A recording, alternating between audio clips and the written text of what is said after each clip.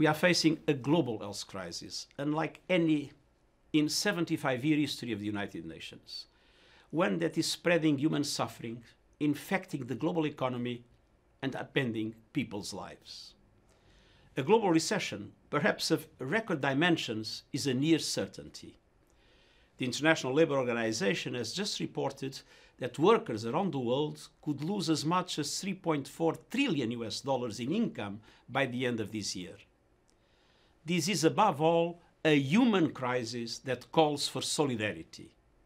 Our human family is stressed and the social fabric is being torn. People are suffering, sick and scared. And current responses at the country level will not address the global scale and complexity of the crisis. This is a moment that demands coordinated, decisive and innovative policy action from the world's leading economies. We must recognize that the poorest and most vulnerable, especially women, will be the hardest hit. I welcome the decision by G20 leaders to convene an emergency summit next week to respond to the epic challenges posed by the COVID-19 pandemic, and I look forward to taking part. My central message is clear. We are in an unprecedented situation and the normal rules no longer apply.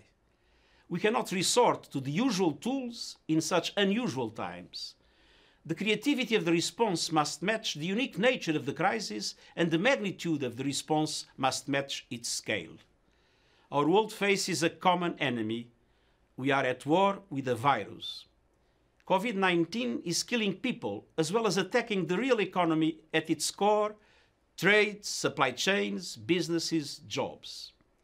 Entire countries and cities are in lockdown, borders are closing, companies are struggling to stay in business, and families are simply struggling to stay afloat. But in managing this crisis, we also have a unique opportunity. Done right, we can steer the recovery towards a more sustainable and inclusive path.